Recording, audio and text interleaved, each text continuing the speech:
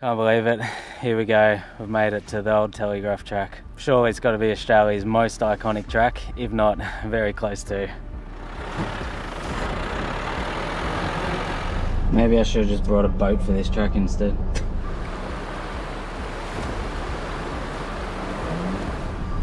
Oh God, help me.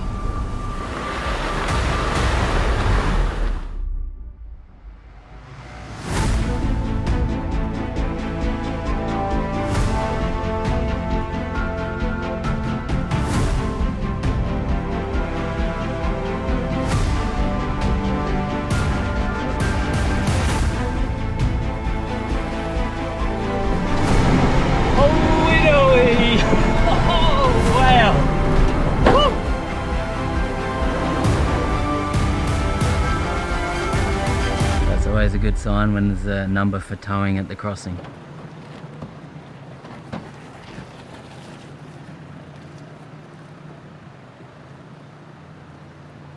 Fast forward a few hours, we came out of the Daintree into Cooktown, got some fuel and a couple of bits of food. And our car's broken down. And our car's broken down.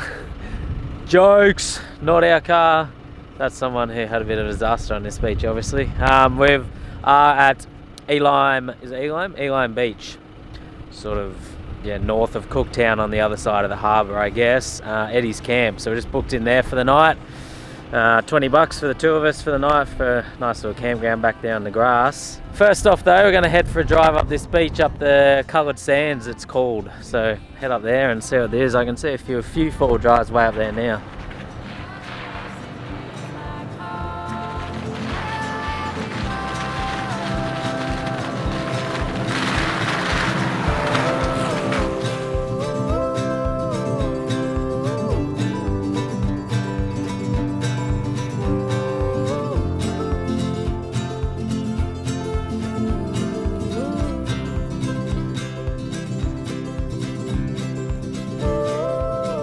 You can't drive super far. It's maybe, I don't know, 2 or 3k stretch that you can drive. So I drove up to where there's a couple huts or something up there and you signed you can't drive any further. We just came halfway back along the beach here out of that wind a bit because that wind was whipping in up there. I think like on this coastline you pretty much just got southeasters flogging in here most of the time, all day.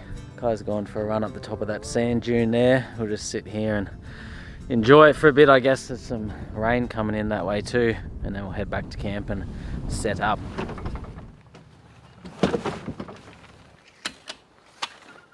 Back at this Eddie's camp, just found ourselves a little quiet spot on the edge of the bush here. It's not too packed, like we just pulled up 3 o'clock this arvo and booked ourselves a camp, all good, no dramas. We obviously, there's some nice beachfront ones which we didn't get because they're full already, but yeah, there's plenty of room sort of back up here off the beach. A little bit of showers coming through at the moment. It's nice and sheltered in here from the wind at least because there's a big headland there. And then tomorrow, we're going to stay in here the one night, but tomorrow you can drive up over the other, like that big headland over towards Cooktown. So we'll probably head up over there for a bit of a 4-wheel drive through a bit of a sand track and up onto a headland and that. So go check that out.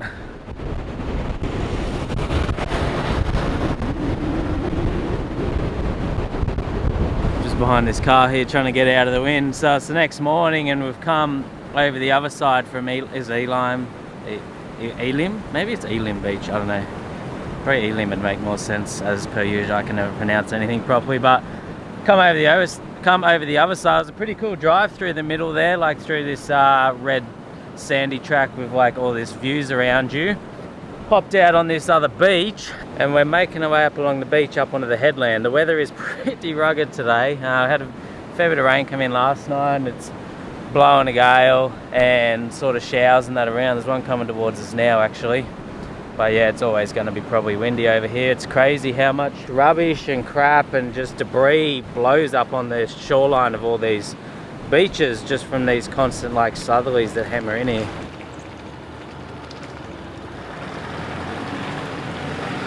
Come up off the beach there, off that little track through the bushes or whatever. Come out of this big paddock. How cool is this? All these, I don't know if you can hear me, it's pretty windy, hopefully you can. All these termite mounds, are they? Ant mounds, whatever they are, spread across all this. That's where we're going. up that hill up there. I don't know how much I'll be able to film up there because I say we're just about gonna get blown off the side of that mountain. This is an amazing area out here, but it's so cool.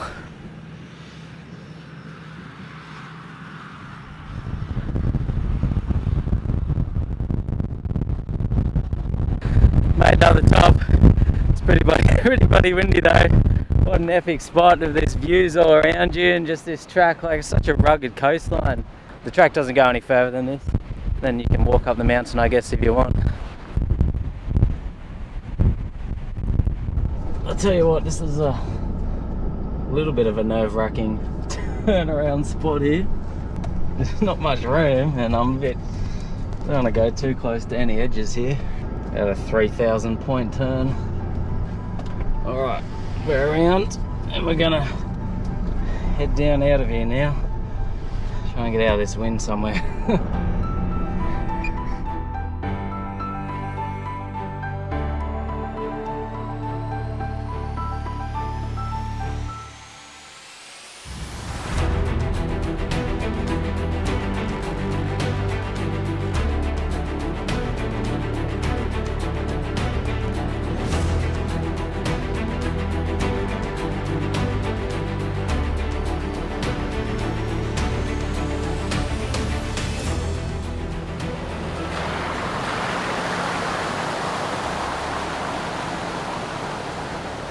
Back out of that Elim Beach area, and we came back through the town of Hopevale, turned right onto Old Battle Road, I think it is, and we're heading out towards Lakefield National Park.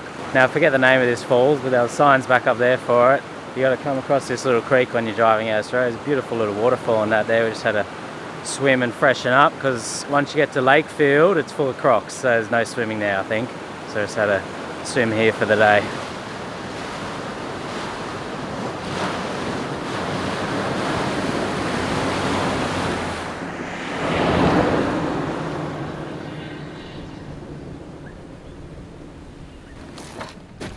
Just pulled up on the river for lunch, Laura River I think it is. We'll turn off into Lakefield National Park's only up here a few minutes I think, or just after this river you turn right. Then we're going to make the drive through that national park. It's amazing out here, sort of, you know, new area I've never been to before in my life. We're starting to get the Cape York red dust build up here on the back of the ute. Now there is crocs in this, or through this Lakefield National Park, so you have to be careful around water.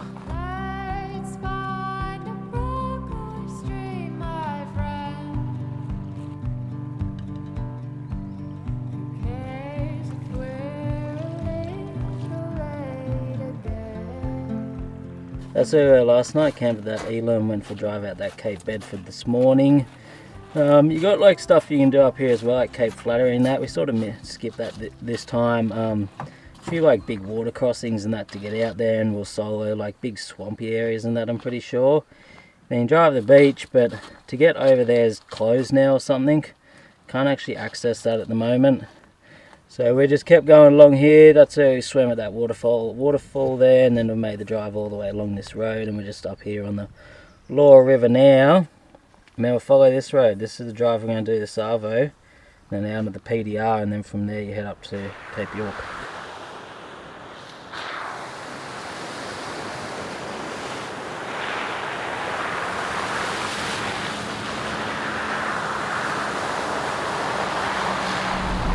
We're about 2/3 of the way through this Lakefield National Park. It's quite a beautiful drive through here. The scenery is just amazing. It's not really like anything I've been in before. I guess it sort of reminds you of something overseas, nearly like something you'd think of in those African safaris. There's a few causeway water crossings along the way. Drove the camera across and then went back and drove the car across to get the video of it. You don't want to be walking the camera across them because there's a fair few crocs out here. We've been keeping our eye out but haven't seen any yet. So hot as well, we just had some icy poles out of the freezy in the back. We will keep punching on out of here and we're heading towards the PDR. I'm not sure where we're going to camp tonight yet, we'll find somewhere along the way.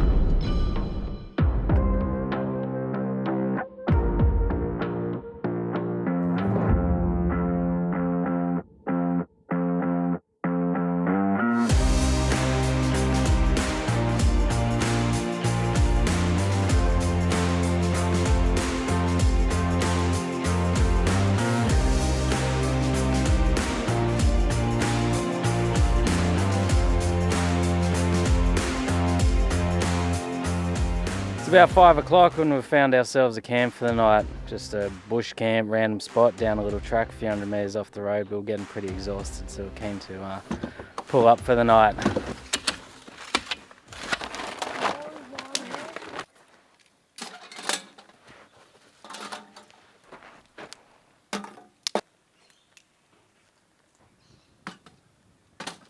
Still quite hot out here, but hopefully it'll cool down a bit as that sun disappears. It's just going down now. We've been on the road a week now. Done a fair bit of driving. We've done nearly 2,500 Ks. And this is the first night we've sort of actually sat down, relaxed, got a fire going and enjoyed a campsite. We've just sort of been going the whole time. Got a bag of firewood over there I collected earlier. This is sort of our camp set up for the trip. We've got the fire pit, couple of chairs, table, rooftop tent.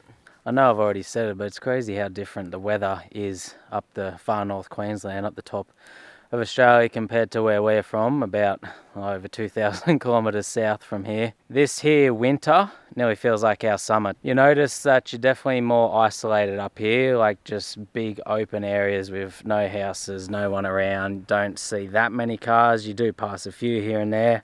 The other thing is the days are much longer up here as well, which is awesome, of an afternoon. Like, what time is it now, Kai? It's 5:40 at the moment, and that sun, you can still see it through there. So it hasn't actually gone down yet. Sunset's probably around 6 or just after, and then you'll still have another half-hour light at least after that. Back home, this time of year, sunset's about 4:55, and it's fully dark by sort of 5:15, 5:20. So you got, you know, coming up an extra hour and a half of light here, which is really good. I don't like the super short days this time of year back home where, you know, the day's over by 5.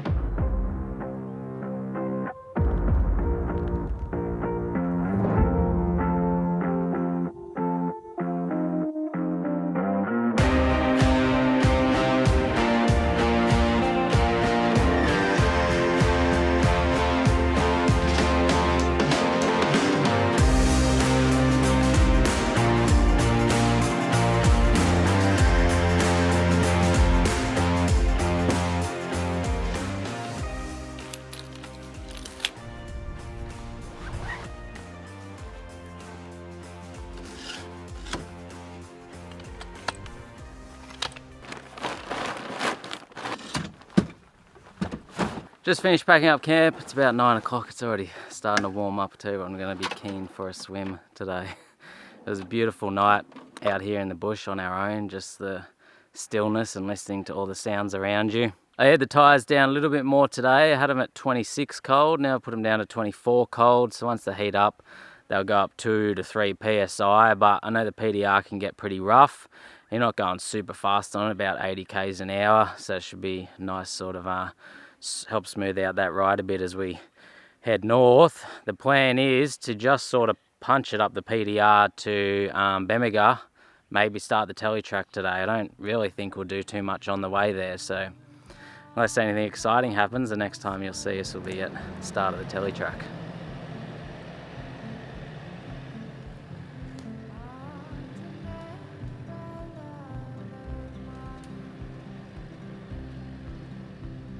So you can't drive super fast. Maybe, I don't know, 2 or 3.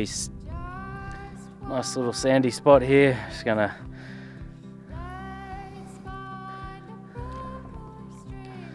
this is the first night I've actually sat down, got a fire going, and it's just so like. Just finished packing up camp. It's about 9 o'clock. It's a beautiful night out here. It's sort of so peaceful. It's good to be sort of out. Yeah.